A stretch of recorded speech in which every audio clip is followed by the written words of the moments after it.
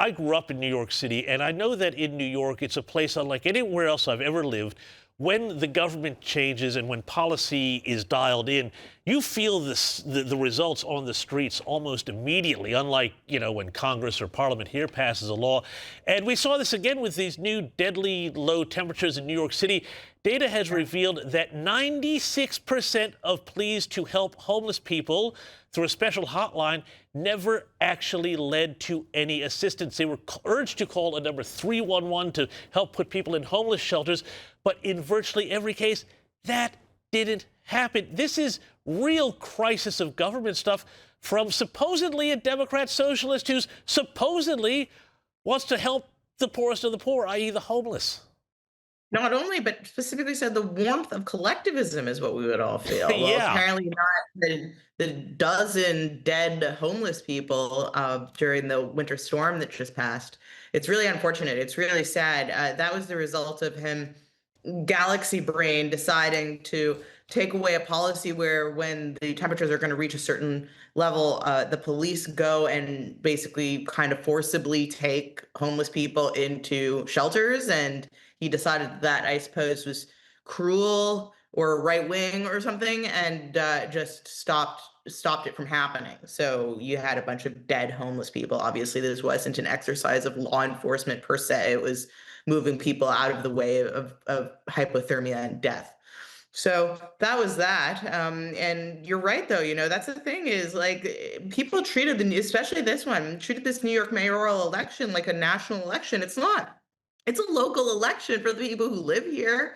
Maybe it's a national election for progressives who think that this is going to be somehow some sort of litmus test for the future of the Democratic Party, which is how it was treated Mm. by talking heads. But for the people who are just taxpayers here who are walking down the streets here, I mean, I was walking down the street last week looking at a dead rat frozen in a ice snowbank next to a pile of garbage that was 4 feet tall. Just That's a Democratic prize. And I mean, is this what Democrats are thinking now? Oh, we're going to run on the Mamdani kind of platform now. I mean, do they think they're going to win the midterms running sort of a bunch of Mamdani style campaigns?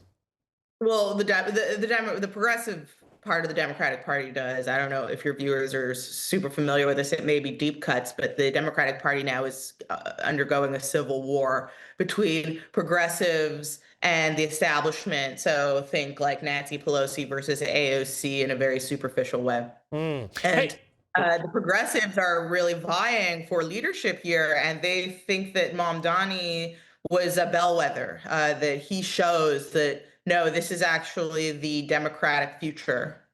yeah, wow. Well, that's be interesting to see on a national stage. Hey, speaking of other stories on a national stage here, this story You'll is be in the gripping right. the world here at the moment. The one out of Arizona, and people in Australia too are absolutely fascinated by this. The case of 84-year-old Nancy Guthrie, the mother of TV host Savannah Guthrie. She is still missing after what appears to have been some sort of abduction. Tell us what is happening with this story, and why do you think it has gripped not just the nation, but the world? I was thinking about this earlier. It almost feels like kind of our version of the Lindbergh baby or something. Yeah, it is. It's just this horrifying thing, and why it's gripped the nation. I mean, I'm sure it's definitely the same in Australia. I guess like the morning show is kind of the show that is in everybody's household. Everybody knows Savannah Guthrie, and feels like they have some sort of personal relationship with her, just as a newscaster, and the story itself is like one of the most horrific, mortifying things you can imagine. Obviously, everybody loves their mother, and to imagine this mystery falling on you and this horror falling on your family is just chilling. So, yeah, she was abducted, and what I thought really kind of brought the story to life was when they released the photo of the abductor, Mm. which you can see on your screen next to me. The B-roll there is him, and it's just like this, like it feels like you're living in a living nightmare or in a horror movie or something. Imagining that demon entering your home and abducting your 85-year-old mother. There's something I think particularly disgusting, repulsive, horrific, sinful about the abuse and harm of a child or an elderly woman, or an elderly person. And I Yeah. think that the fact that she is 85 or 86, like, just really hits a specific nerve. She's a mother that hits a specific nerve. She is the mother of a woman who we are all familiar with as Americans. That hits another nerve, and it's just driving people insane, I think, Yeah. understandably. Hey, just one more thing before I let you go, because the Winter Olympics are on at the moment, and I love the Winter Olympics much more than the summer ones. That's just me. But the J.D. Vance, the vice president here, he had a nice old shot at some of these athletes who are using platforms to discuss politics. Have a look at this. My advice to them would be to try to bring the country together. And when you're representing the country, you're representing Democrats and Republicans. You're there to play a sport, and you're there to represent your country and hopefully win a medal. You're not there to pop off about politics.